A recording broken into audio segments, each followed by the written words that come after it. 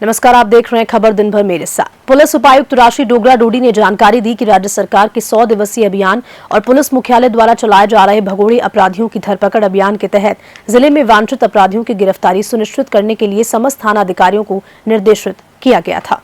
इनमें से एक अपराधी शिवा, जो पुलिस कर्मचारियों के साथ मारपीट कर फरार हो गया था, उसे भी गिरफ्तार किया गया। इसके अलावा पुलिस ने पूर्व में चालानशुदा अपराधियों के खिलाफ भी कार्रवाई करते हुए कुल 10 अपराधियों को धारा 170 BNSS में गिरफ्तार किया। ये गिरफ्तारी पुलिस द्वारा अपराधियों के खिलाफ की जा रही है और सतत कार्रवाई का हिस्सा ये बताया गया है। जयपुर से ब्यूरो रिपोर्ट।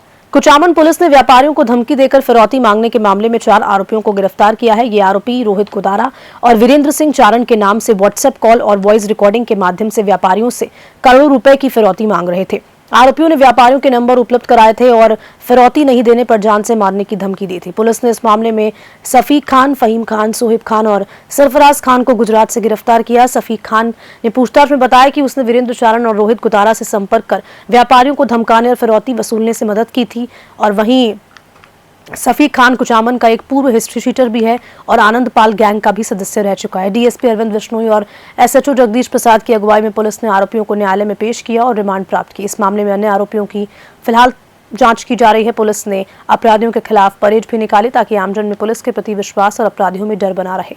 वीरबाना से मोहम्मद साकिर की रिपोर्ट। ये नई BNS है, उसमें हमारी धारा 111 BNS जोड़ी गई है, जो संगठित अपराध या संगठित अपराध के लिए एक्सटॉर्शन प्लस एक्सटॉर्शन की इसमें धाराएं जो बड़ी इसमें 5 साल से लेके लाइफ इम्प्रिजनमेंट तक की सजा है इसमें। और एक्सटॉर्शन की धाराओं में हमने प्रकरण इसमें पंजीबद्ध किया है। IT एक्ट के तहत भी हमने इसमें प्रकरण पंजीबद्ध किया है। कुछ वॉइस कॉल भी हमारी टीम के हाथ लगे हैं, जिनका हम FSL से मिलान कराएंगे ताकि मुकदमे को पुख्ता किया जा सके, इनको कड़ी सजा दिलाई जा सके। जो 3 अन्य आरोपी जिन्हें आप बता रहे हैं, हस्ताक्षेप मान लिया। देखिए, हम इसमें प्रोटेक्शन तो अगर उनको कोई इस तरह का खतरा नजर आता है तो हम उनको प्रोटेक्शन प्रोवाइड कराते हैं। और हमारा ये दायित्व है कि आम नागरिक भयमुक्त होकर काम करे अपना, उनको किसी तरह का कोई डराया धमकाया नहीं। ये हमारा भयमुक्त वातावरण पैदा हो शहर में, ये हमारा मुख्य दायित्व रहता है। सर, लॉरेंस गैंग के धमकी के मामले कई अन्य राज्यों से भी हम सुनने को मिलते हैं। लोकल कनेक्शन तो पुलिस पकड़ लेती है, लेकिन जो मुख्य अपराधी हैं वो बाहर रहते हैं, अपराधों को कारित करते रहते हैं। तो क्या पुलिस हमेशा की तरह इस बार भी अपन खत्म मान ले इस मामले को? देखिए, ये अपना गलत सोच है कि हम किसी चीज़ को खत्म मान लें, क्योंकि कुछ लोग बाहर बैठ के इस तरह की गैंग ऑपरेट कर रहे हैं। उसके लिए एक निर्धारित प्रक्रिया है। इसके लिए हमारे एंटी गैंगस्टर टास्क फोर्स, जो कि हमारे स्टेट लेवल पर गठित है, ADG साहब क्राइम उसकी मॉनिटरिंग कर रहे हैं। वो लगातार इस पे काम कर रही है। आप देखेंगे कि निकट भविष्य में जल्दी जो गैंगस्टर है वो भी सलाखों के पीछे होंगे। अजीतगढ़ पुलिस ने नाबालिग से ज्यादती के मामले में एक आरोपी को गिरफ्तार कर लिया। 3 दिसंबर को परिवादी ने रिपोर्ट दर्ज करा। आरोपी राहुल कुमावत, राम अवतार कुमावत, राकेश कुमावत पर नाबालिग के अपहरण करने का मामला दर्ज कराया था। पुलिस टीम ने लोकेशन एवं मुखबिर की सूचना समेत आज सूचना संग्रहित पर इस मामले में एक आरोपी कुमावतों का मोहल्ला तनराड़ावस निवासी राहुल कुमावत को गिरफ्तार किया, जबकि पुलिस ने एक नाबालिग को पहले ही दस्तयाब कर लिया था। नीमका थाना से रविकांत अग्रवाल की रिपोर्ट। श्री विजयनगर के राजकीय विद्यालय के खेल मैदान में आवश्यक सुविधाओं का अभाव है, जिससे यहां के खिलाड़ियों को परेशानियों का सामना करना पड़ रहा है। खेल मैदान की बाउंड्री क्षतिग्रस्त होने के कारण खिलाड़ियों को सुरक्षा की समस्या उत्पन्न हो रही है। इसके अलावा रात्रि के समय में लाइट की कोई व्यवस्था नहीं है, जिससे मॉर्निंग वॉक करने वालों को खिलाड़ियों को असुविधा होती है। खेल मैदान में महिलाओं और बच्चों को भी काफी परेशानी हो रही है, क्योंकि अंधेरे में खेलना और वॉक करना सुनिश्चित नहीं है। साथ ही साथ रात्रि के समय में नशेड़ी लोग यहां विभिन्न प्रकार के नशे करते हैं, जो स्थानीय निवासियों के लिए चिंता का विषय है। डायमंड क्लब ने प्रशासन से मैदान की स्थिति सुधारने की अपील की है। उन्होंने स्थानीय प्रशासन से मांग की कि खेल मैदान में आवश्यक सुविधाएं उपलब्ध करवाई जाए। श्री विजयनगर से जय किशन की रिपोर्ट। ग्राउंड में समस्या आ रही है जी हमें। एक तो 4 दीवारी की 4 दीवारी जो ये बारिश की वजह से गिरने वाली है। एक तो नाले का पानी ओवरफ्लो हो रहा है और एक जो ग्राउंड में पानी रुक रहा है, उस वजह से 4 दीवारी गिरने वाली है। ये बिल्कुल टेढ़ी हुई है। नगर पालिका से हमारा अनुरोध है भी इस 4 दीवारी को तोड़ के दोबारा बनाया जाए और इसमें ग्राउंड में लाइटिंग की व्यवस्था की जाए। शाम को और सुबह जल्दी जो बुजुर्ग और लेडीज महिलाएं जो घूमने आती हैं, अंधेरा होने के कारण बहुत परेशानी का सामना करना पड़ता है, इसलिए इसमें लाइटिंग की व्यवस्था की जाए। और जो नरेगा, पूरे शहर में नरेगा चल रही है जी, नरेगा का 1 दिन इस ग्राउंड के लिए या 2 दिन परमानेंट किए जाएं और इस ग्राउंड की सफाई व्यवस्था पर पूरा ध्यान दिया जाए। धन्यवाद। प्रतापगढ़ के रठांजना थाना क्षेत्र के मगरोडा गांव में मकान निर्माण को लेकर एक ही परिवार के दो पक्षों में विवाद हो गया। विवाद इतना बढ़ा कि दोनों पक्षों ने एक दूसरे पर हमला कर दिया। इस हमले में एक महिला सहित परिवार के 10 लोग गंभीर रूप से घायल हो गए, जिनमें मदन की पत्नी संगीता, चारों भाई और उसका एक बेटा शामिल है। सभी घायलों को जिला चिकित्सालय लाया गया, जहाँ एक ही हालत गंभीर होने पर उसे उदयपुर रेफर किया। बताया गया कन्हैयालाल मासी के 4 बेटों के बीच पिछले 7 सालों से जमीन को लेकर विवाद चल रहा था और 1 महीने पहले अदालत में समझौता हुआ था। हालांकि आज जब मदन मकान का निर्माण करवा रहा था तो अन्य भाइयों के साथ उसका विवाद बढ़ गया और पथराव और हथियारों से हमला हुआ। पुलिस ने दोनों पक्षों की ओर से प्रकरण दर्ज कर लिया है। कार्रवाई जारी है। प्रतापगढ़ से तेजकरण राठौड़ की रिपोर्ट।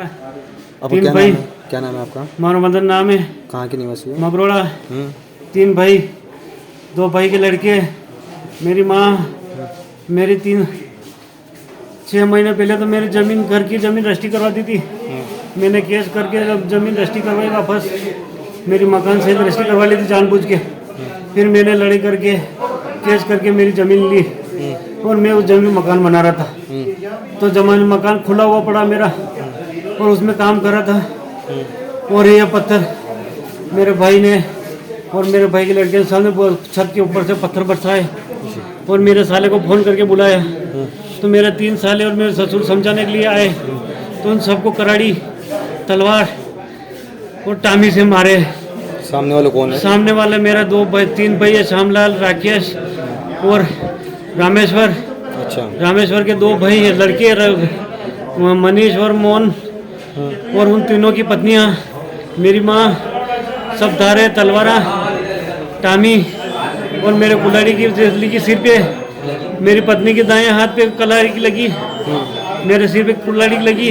विवाद क्या चल रहा था आपके? विवाद मेरे जमीन का विवाद चल रहा था। कितने टाइम से चल रहा था? मेरे जमीन से चल रहा है कम से कम 6-7 साल से चल रहा है। इसको लेकर थाने में मामला करा था दर्ज? हाँ, मैंने मामला दर्ज हुआ, फैसला हुआ, कोर्ट में केस लगाया। मैंने फिर केस लगाने के बाद समझौता हुआ। मेरे 8.5 रजिस्ट्री ज़मीन आ रही थी, 7 तारीख कुली रजिस्ट्री करवाई, उस पर मैं मकान बना रहा था। तो आज मकान का काम रोक दिया और लाठी चार्ज किया उन्होंने। अच्छा। पत्थर बरसाए।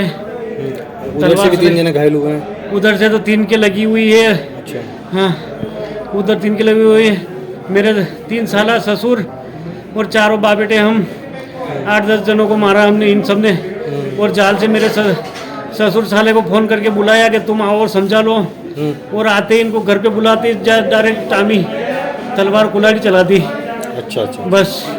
और मेरा हाथ टूट गया, सिर पे कुछ देखो हाथ टूटा हुआ है। सर, अभी ये सूचना मिली थी कि भगोड़ा गांव में एक ही परिवार के 2 पक्षों के बीच जमीन विवाद को लेकर लड़ाई झगड़ा हो गया है और जिसमें दोनों तरफ से काफ़ी लोग घायल भी हुए हैं। सूचना पर यहाँ अस्पताल में आए हैं, घायलों का इलाज जारी है और दोनों पक्षों की ओर से रिपोर्ट लेकर मुकदमा दर्ज करने की कार्रवाई भी हम आगे कर रहे हैं। जो भी दोषी हैं उनके खिलाफ नियमानुसार कड़ी से कड़ी कार्रवाई की जाएगी। राजसमंद जिले के चारबुजा क्षेत्र के देसूरी नाल में आज एक भीषण सड़क हादसा हुआ। आमेट के राचेटी स्कूल के विद्यार्थी परशुराम महादेव की ओर जा रहे थे, तभी उनकी स्कूल बस अनियंत्रित होकर नाले में पलट गई और इस हादसे में 3 मासूम बच्चियों की दर्दनाक मौत हुई। प्रारंभिक जानकारी के अनुसार हादसे में करीब 7-8 बच्चे गंभीर रूप से घायल हो गए, जिन्हें तुरंत अस्पताल भेजा गया। घटना की सूचना मिलते ही चारबुजा और देसूरी थाना पुलिस मौके पर पहुंची और बचाव कार्य शुरू किया। हादसे के कारणों का फिलहाल पता नहीं चल पाया है, जांच जारी है। राजसमंद से प्रमोद जोशी की रिपोर्ट। सिरोही जिले के कालंत्री थाना क्षेत्र के मेर मानवाड़ा गांव में एक हैरान कर देने वाली चोरी की वारदात सामने आई। अज्ञात चोरों ने दंदाड़े चताराराम चौधरी के मकान को निशाना बनाकर लाखों रुपए के सोने चांदी के जेवरात और नकदी चोरी कर ली। घटना दोपहर करीब 12 बजे से 3 बजे के बीच की बताई जा रही है। चोरों ने घर की तिजोरी और संदूक के ताले तोड़कर इन कीमती सामानों पर हाथ साफ किया।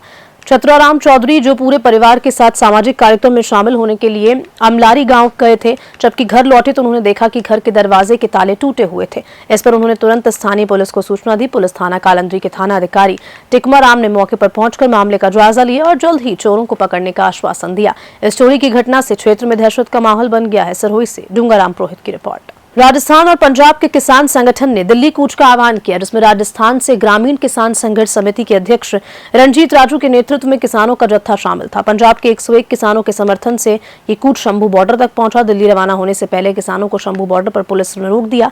किसान नेता और अन्य प्रदर्शनकारियों को भी आगे बढ़ने से मना किया। किसानों का ये कूच केंद्र सरकार की नीतियों के खिलाफ विरोध और अपनी मांगों को लेकर था। किसान नेताओं का कहना है कि सरकार उनकी समस्याओं को नजरअंदाज कर रही है। शंभू बॉर्डर पर रोक के बाद किसान संगठन अगले कदम पर विचार इंतजार कर रहे हैं। रणजीत राजू ने इसे लोकतांत्रिक अधिकारों का हनन बताया और संघर्ष जारी रखने का संकल्प लिया। श्रीगंगानगर से ब्यूरो रिपोर्ट। और इसी खबर के साथ बुलेटिन में इतना ही। नमस्कार।